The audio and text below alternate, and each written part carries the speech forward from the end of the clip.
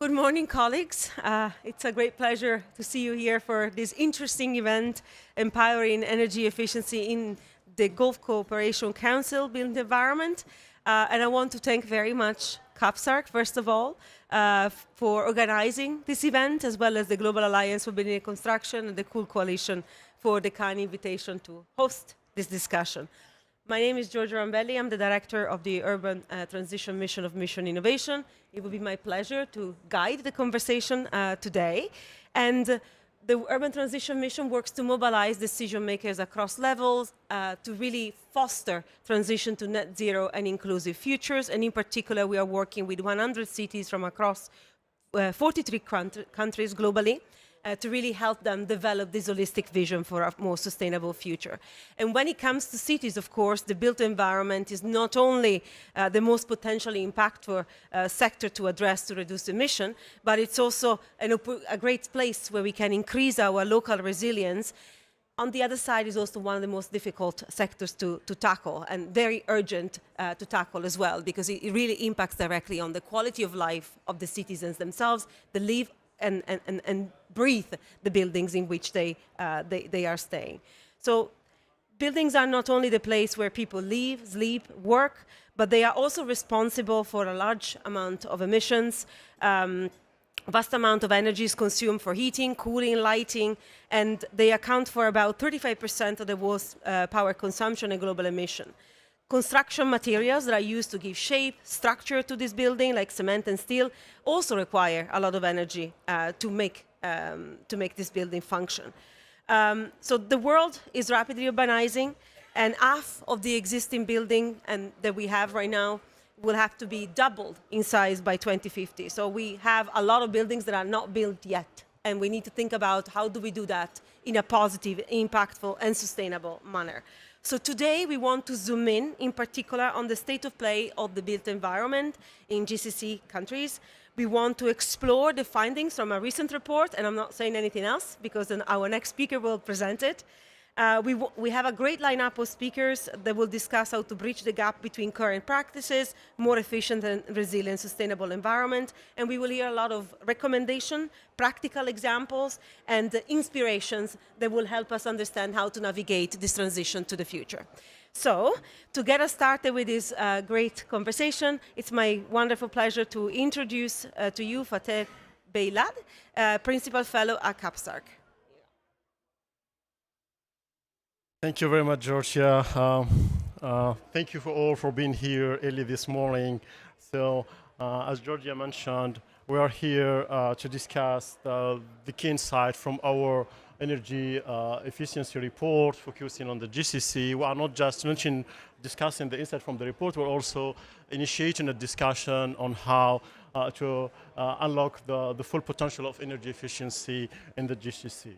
So let's start with, as I mentioned, this is a very collaborative effort with many institutions from the GCC and other international experts. There is effort from 15 institutions and more than 30 experts from the region and international experts. So let's start with this simple but powerful fact. As Georgia mentioned, the built environment, the urbanization of our cities is increasing steadily. It went from like 1.7 billion to 7 billion to 4.4 billion in 22, but we didn't reach the peak yet. We're expecting 7 billion people in cities by 2050, and in the region, actually, the urbanization rate is much higher, is 80%. This poses a huge pressure on energy demand, which is already high. 42% of the energy consumption is coming from the built environment. Building operation alone, it accounts for 27%. If you add concrete and steel, it's 35%. This is the challenge, but in my opinion, it's a huge opportunity because there is a huge potential in terms of emission that's not yet realized. So starting from So this is where energy efficiency comes in, and it's the energy we don't consume. It's one of the cheapest form of energy, and it have a huge of benefits, not only the emission reduction, but also reducing the energy bills, reducing the energy poverty, enhancing well-being and comfort and also easing the tension between economic growth and energy consumption, then it helps also diversify the economy and create green jobs. So this has been said, even with huge efforts, initiatives globally and investing in energy efficiency, we still have what we call the energy efficiency paradox. It means we are not realizing the full potential of energy efficiency, and there is many explanation to put forward to explain what are these barriers impeding the energy efficiency implementation. It includes market failures, behavioral failures, lack of awareness, and also some technical issues and competitive priorities for household, like affordable housing, water, in energy, and so forth. So starting from this context, our report tried to look at the status of energy demand and energy efficiency in the built environment in the GCC. So starting about the global pictures, look at the benefits, the initiatives globally, what are the best practices, and after that we dig deep on the status of energy demand, energy consumption in the GCC region, looking at the potential and also at the gaps.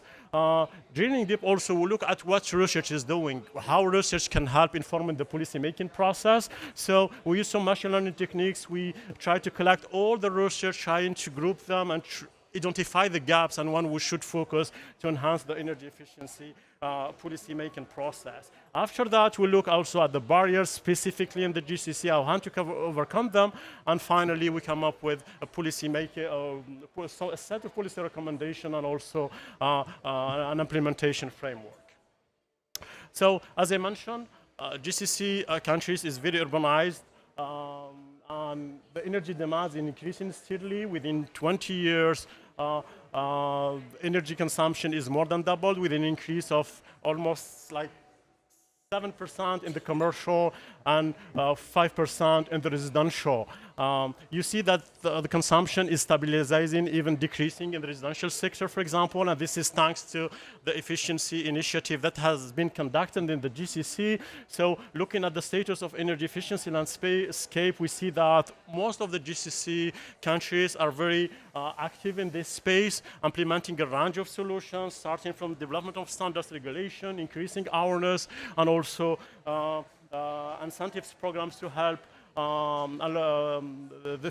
the financial barriers. And I can tell you that the GCC countries are catching very fast. For example, for IC standards in Saudi Arabia, within 10 years, it's increased by 30%, catching up with the US and the and the European standards. And also Dubai, for example, have a very ambitious renovation program, which already resulting in huge consumption reduction. I just read recently that the UAE, on their last NDCs, mentioning that 79% of the emission reduction will be coming from building by 35.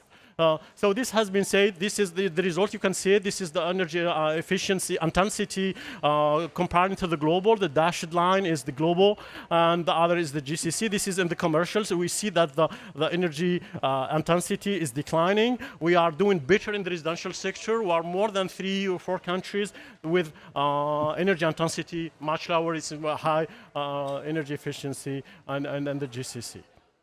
So looking at research, actually what research is doing, we realize that the research is very active with an increase of 12%. We identified more than 500 research papers in this topic.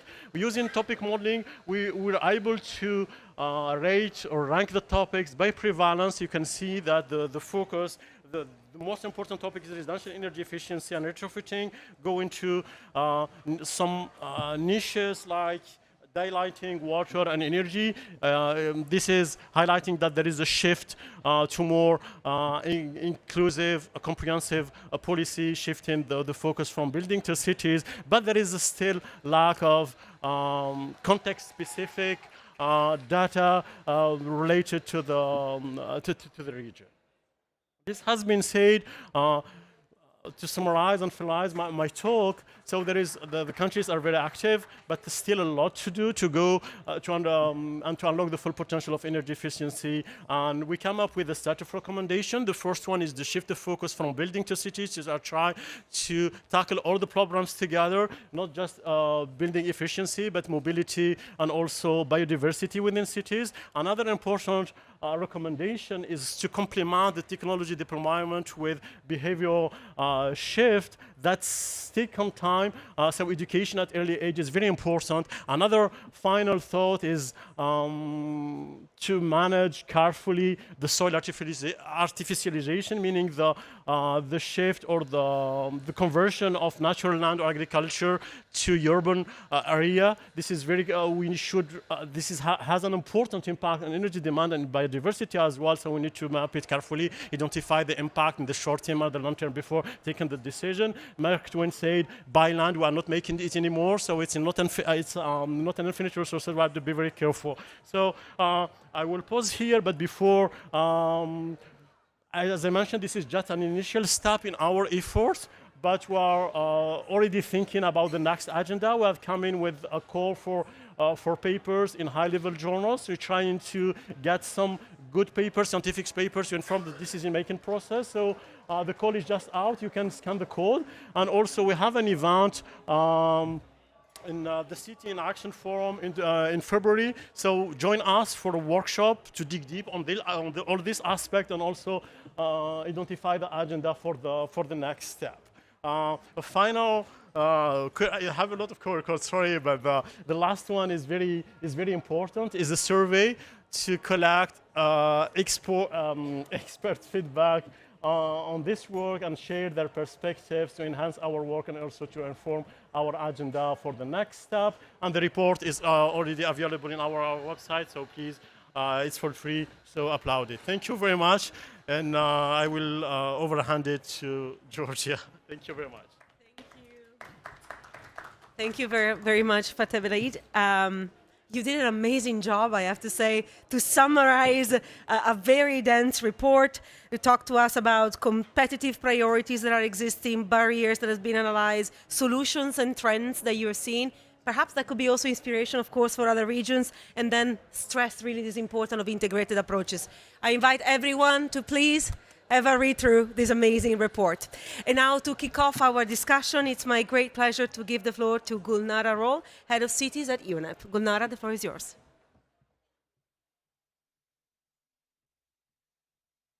Thank you so much, and we are actually so excited to be at this session and speak about this topic because in a way I think what you presented right now is very much the directions that we are going. So maybe just first I see that there are some people whom I did not meet yet. So Gulnara Rol, I'm head of the Cities unit, but also I'm head of the Secretariat of the Global Alliance for Building and Construction.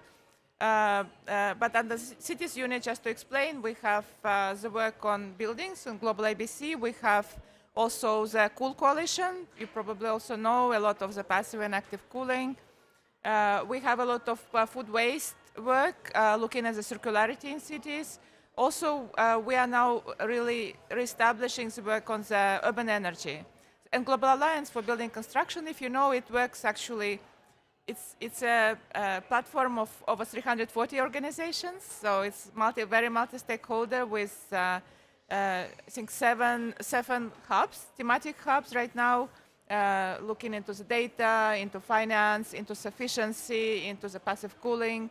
So we also invite, in case if you are not there yet, so join. But we also just established an action group on subnational actors engagement. So if we speak about the cities, so maybe we could do something as a follow-up to the report, maybe at a discussion, because I think this is where you're going, right? And this is where we're going with this action group on subnational engagements in the built environment and the Global Alliance Building Construction, because there is, as probably many of you were, the buildings at the Global Forum for Buildings and Climate in Paris this March.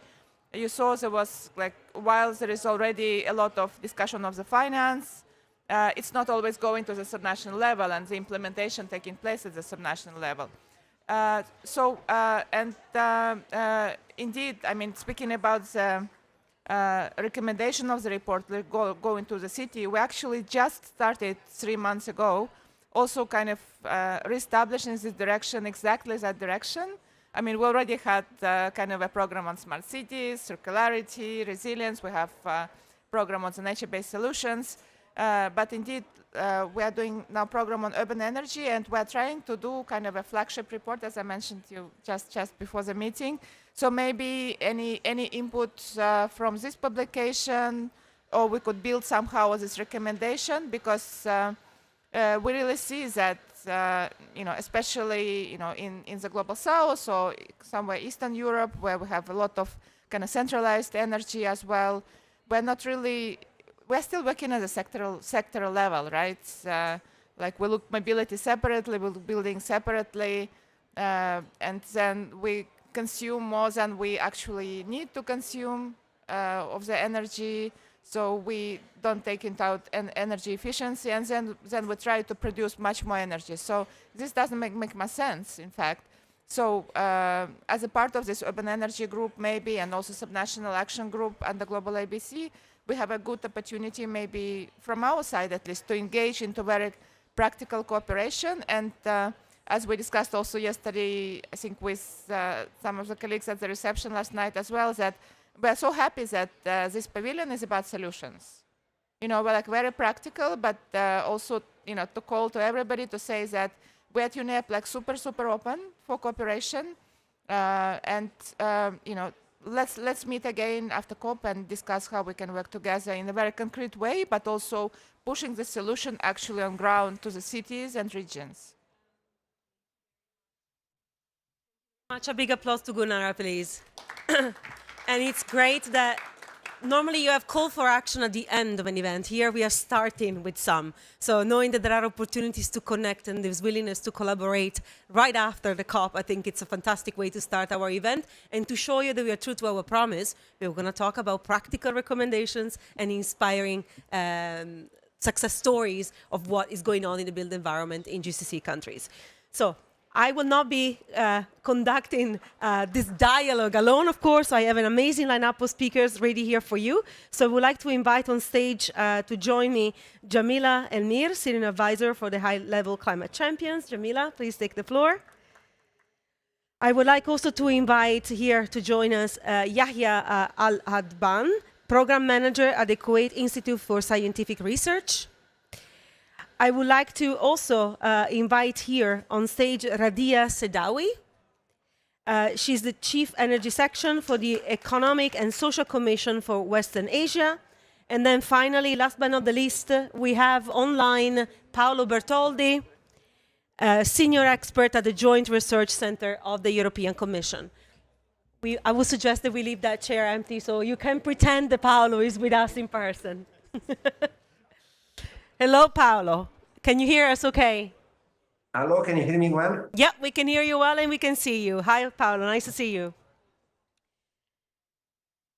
Great. So I'd like maybe to start our exploration with Jamila in particular.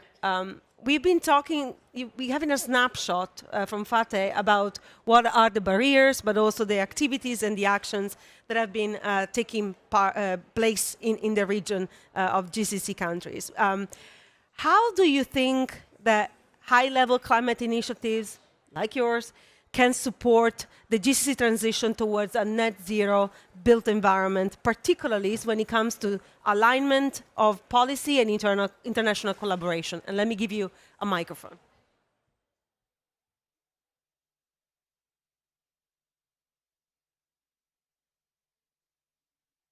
Hello? No? Okay, now you can hear me. Okay, great. Thanks, Georgia, for the question.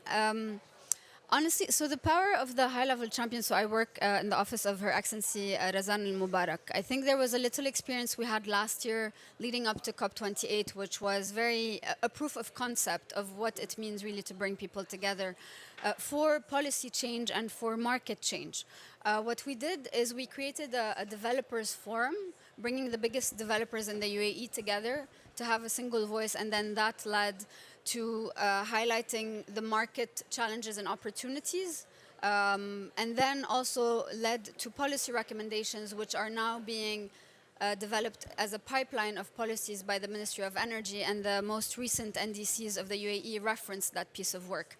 And then really this idea was born with discussions with Fateh last year, that there is so much depth of knowledge in the GCC, but actually it's not being consolidated in a single voice, right? And that's really how CAPSARC, and we supported with the launch initially, but really CAPSARC did the heavy lifting of bringing all the research institutions in the GCC to have a single voice about the opportunities for energy efficiency. And so if you think about it, the outcome today is a report, but the real outcome is a coalition of thought leaders from a national perspective coming together to say what can we do at a regional perspective, and that will outlive the report, right? We're already talking about the next step of bringing policy recommendations, developing more papers that dive deeper, but there are other opportunities as well of presenting these findings to the GCC Energy Efficiency Secretariat, and then each one of the researchers will take it on a national level. So really it's a ripple effect of coalition. What the climate champions do is, I think, maybe give a booster shot to say, first, it's a two-way booster shot to give visibility of the region on the international stage. And I will repeat what my colleague Luciano says, is that regionalization is implementation. He's our energy sector lead, and Will is our building sector lead, and Alida is my colleague as well in the building sector. Really, this concept of regionalization is so critical for implementation that what we do is we create that bridge, but the implementers are the ones really delivering on the ground. So that's what we do, yeah, Well, in a nutshell. thank you very much for that and for flagging how this was an effort really of consolidating different voices into one place. It's really important to have a reference point, but also how important it is to collect all of this wisdom and being able to showcase it in different parts of the world to make sure that we continue this knowledge exchange on a very, very difficult challenge that we are having. And you were mentioning there are a lot of solutions that are happening in this region. So I would like to go to Yahya here and from a technical perspective, what are the most critical advancements that you think are needed in the GCC to achieve the energy efficiency of building that we are striving for? And how is KISR contributing to this goal? Yeah, thank you, and good morning, everybody. Actually, energy efficiency has been an issue that has been keeping the mind busy since so many years, you know. If we talk about the GCC, we have gone through different phases at the beginning where people, maybe that was before the discovery of the oil, we used to live at some kind of a certain lifestyle where buildings used to be built from like a local nature environment, and the materials was being used from the same local environment, and that was at that time a big advantage because the material from the same environment would give you a better performance and behavior for the building with regards to thermal dynamic behavior for such buildings. But then when the lifestyle changed and we started copying or let's say importing the modern style of buildings, the challenges starting showing up by having increasing demand on power and electricity. What that was leading to the need for building more power plants that works on fossil fuel, and the more power plants, the more challenging it is because it's the climate change, global warming issue that you have to face. So we started stressing on energy efficiency and energy conservation elements that really can bring us back to the, let's say, optimization phase. And we look at certain elements and what could be those elements that will help us achieve that target. And we started building it in a technical, thoughtful way that if we look at a building, you want to design a building, first of all, you have to understand where is that building going to be taking place. I have to think about the orientation of the building, the nature, how is it going to be integrated with the local environment, with the surrounding, with the natural other elements like the sun cycle during the day because of the solar radiation that's the building is going to be exposed to, and all those things. So at a design phase, it is very important to satisfy certain elements like the building orientation itself. In addition to that, like I said, when we started having concrete blocks buildings and those things, that led to the, let's say, the raise in the consumption of electricity.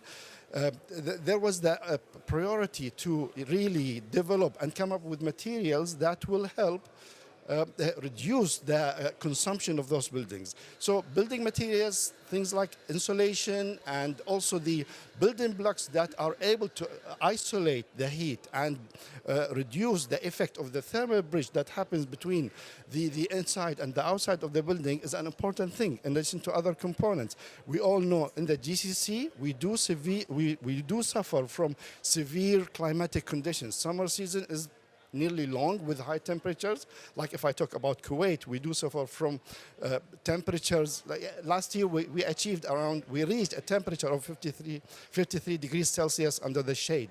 And those buildings, you have to provide all that kind of cooling and all those things. So the more cooling you have, the more energy consumption you have.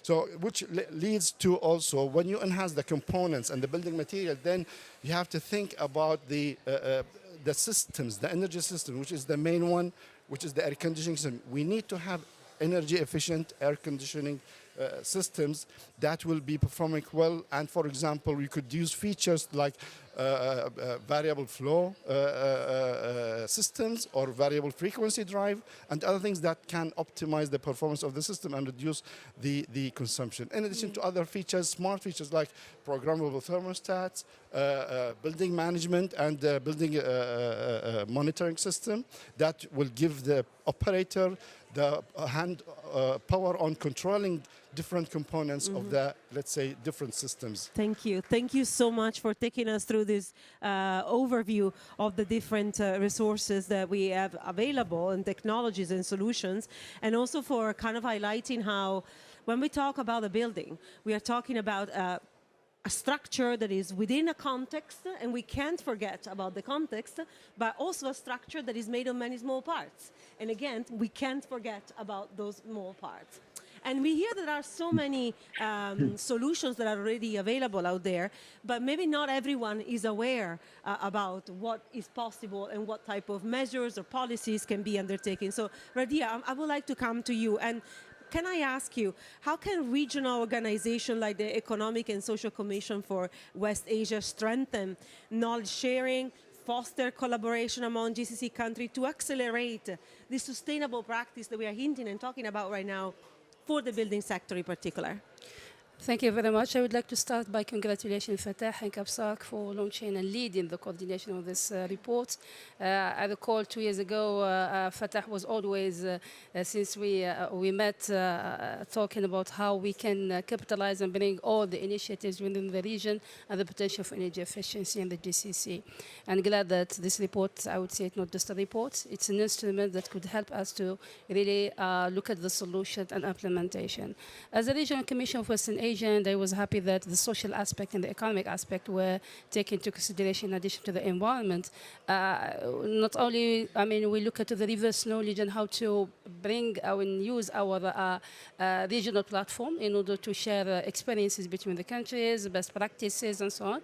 But more importantly, I think our role is more when it comes to the energy efficiency. We always put it in the framework of the Sustainable Development Agenda 2030, specifically on the SDG 7, and always when we report on the region as per our role as part of the global group, we always put in the GCC the energy efficiency is the high priority because we lag behind. Now, bringing that, so basically, although we believe that when it comes to renewable energy, in the next decade, you will see a progress. But as long as you didn't achieve progress in energy efficiency, you will keep the same business model. I mean, you will keep that the share of renewable energy because demand is increasing, and specifically, I mean, with the increase in urbanization and the industrialization in the region. So whatever you have renewable energy capacity coming on the same, demand will increase, and then obviously you didn't do as much, and this impact all the aspect. So what we do also, and among the solutions, is looking when it comes to the region, it's how to take it from an integrated approach. It's on the report, what we did, we look at the biodiversity aspect, but also the social aspect. But let's bring it beyond that. The problem with the energy efficiency in the GCC, that we take it in isolation in a way that it's energy use for the building sector, but we don't see that the cross-policy integration and collaboration at the outsets.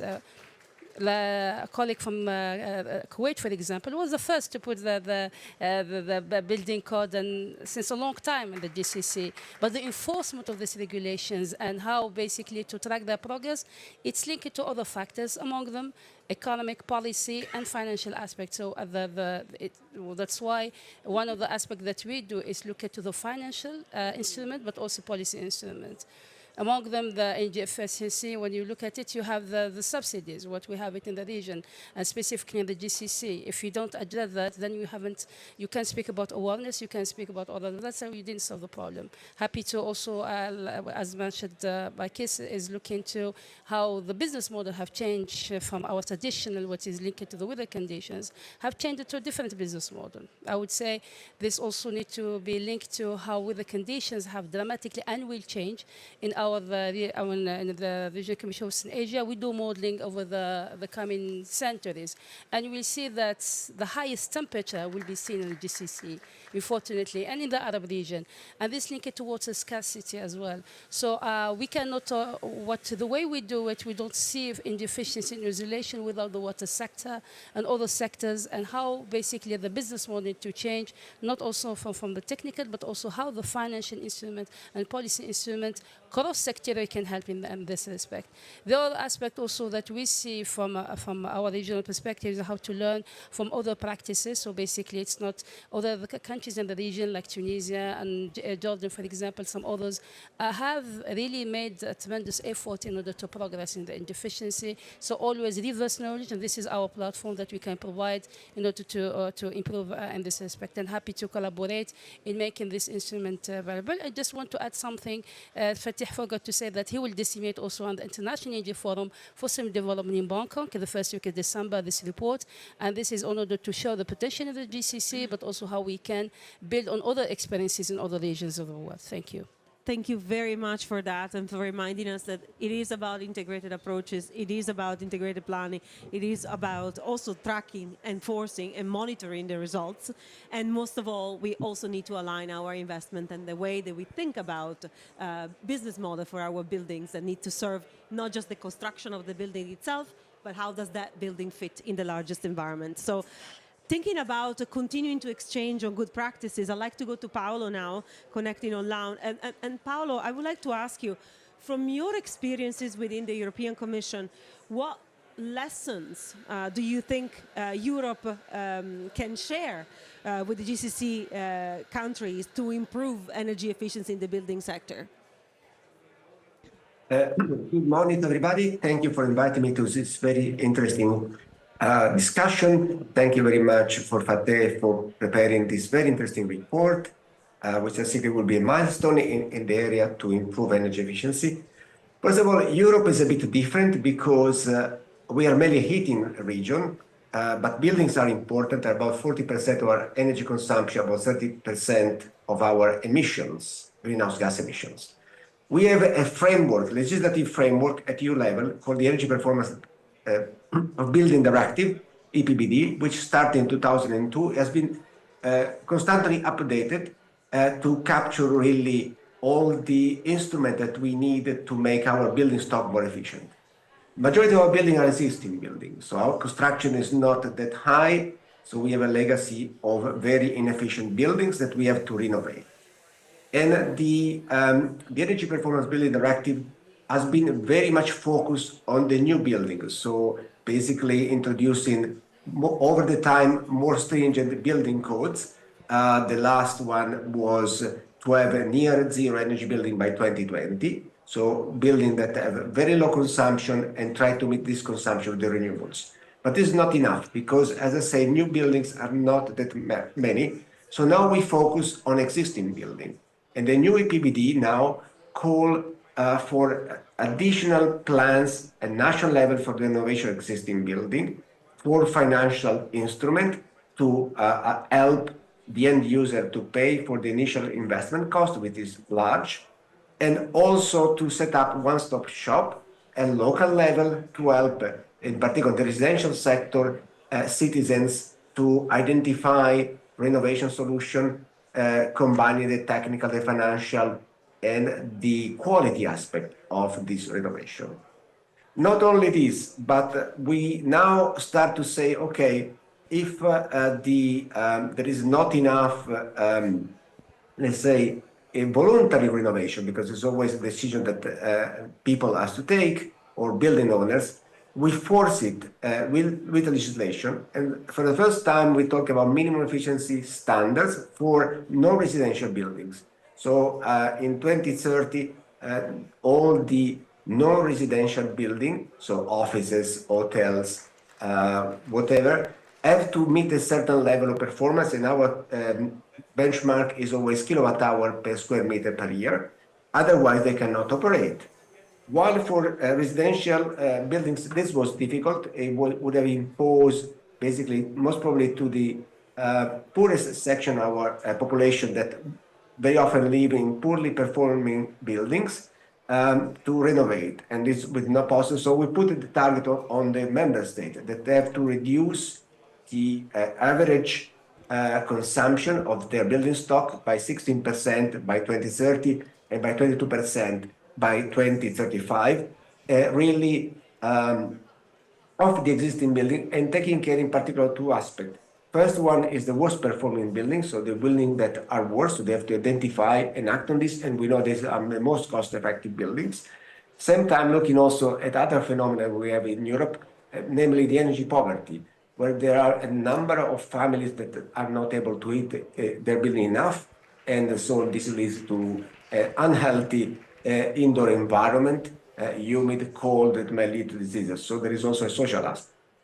And finally, we combine so the stringent policy, the financing, the planning that member states have to do to have a plan for the renovation of its existing buildings, and this plan has to be evaluated by the Commission and back and forth as more or less same process as NDC, but it's only related to buildings.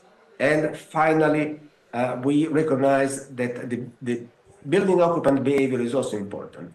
And this can lead also to energy savings. So not only behavior for investing, but behavior once you have a building, being residential, how to operate in the most efficient way, how to avoid wasteful behavior that can, lead to higher consumption. And we've shown recently that we can save gas, for example, in buildings.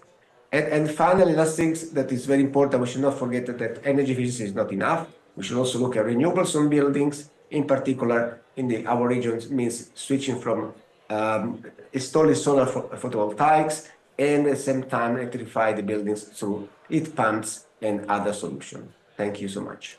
Thank you very much, Paolo, for sharing with us about the importance of and the role the standards and codes are really setting for as a parameter for the development of our energy efficient future and for the sustainability of our building.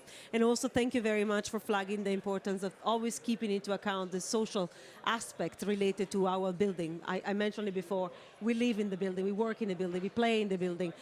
It's important that we always remember that occupants of our building need to be living a good life with a good quality environment. So thank you very much for that. So we are almost at a close. It was a very short but also very sweet, let me say, session. I would like to ask if there is one question from the audience. Otherwise, I have one, but please. And if you could introduce yourself. Please be brief. Larry Moffat with the Press Club Brussels Europe. My question is that buildings have very different consumption profiles. Some operate 24 hours and they have high temperature. Others, for instance, residential, where there is energy poverty, typically they don't heat at all because they cannot afford it. So rather than just have a sort of a uniform code or requirement that has to be met in terms of reducing energy usage, should it be differentiated according to the building profile? Who would like to answer? I have to ask you to be short. I'm sorry. Yes, thank you for the question. Is it working? Yeah, Yeah. Okay. Thank you for the question. That's why, I mean, when we talk about code, we highlight the main elements that will help us optimize and achieve energy efficiency and energy conservation. But with regards to different type of buildings, then every different type of building would have different operation strategies. This is the importance of the way we manage and run buildings. Is you have to have a strategy depending on the nature of the building. If it's an office building that's occupied from 8 until 5, for example, it has different strategy. A residential building is another thing that you have to put its own strategy. Other buildings that are occupied for 24 hours or commercial shopping centers, it has its own strategy. But within those buildings, there are opportunities, on energy conservation opportunities that you can hunt and achieve the conservation and energy efficiency in those buildings. Sorry. And it's obviously, there's also the tariff schemes. So you can't design the building based on the occupant, but you can apply fees for the energy consumption based on who's a tenant. So you could have social tariffs or commercial versus industrial versus residential tariffs. Yeah. Paolo, would you like to add something from your side? Yeah, of course, every type of buildings has different levels, also according to the climate. So also in Europe, we have from, I don't know, from the south of Italy or south of Spain to Finland, so very different requirement, but also very much differentiated between residential and non-residential buildings. And it's important to know that a good building is also good for, an energy poverty family. Basically, they spend a lot of money because the building are leaking. All the heat goes out of the walls. So if you insulated that, you will reduce dramatically the energy expenditure of that buildings. And this is the concept, that you just don't subsidize their tariff, but help them to become more efficient, to avoid energy poverty. Thank you so much to all the speakers here. Can I ask the audience to give them a wonderful and great applause, please? And we are now wrapping up, but we promised you that this was going to be an actionable session. So Fateh, can I ask you, what can we expect next? We have a report. We have lots of people that want to share knowledge and make energy efficiency first become a default action. What can we expect next? I think there is many things to expect. We're already thinking about the next step. I think if you help us share your experience within the survey that I shared, and also if you want to join us at Dubai Expo City Forum in February, this is also another milestone to discuss deeper. There's a lot of things to say. I think energy efficiency, it's not a race, it's a marathon. We need to include the social aspect, technical aspect, and many other things. So I will pause here and thank you, Georgia, for the great job. Thank you for the panelists and all the institutional supported this work. Thank you very much. Thank you. Big applause. Looking forward to continuing this conversation.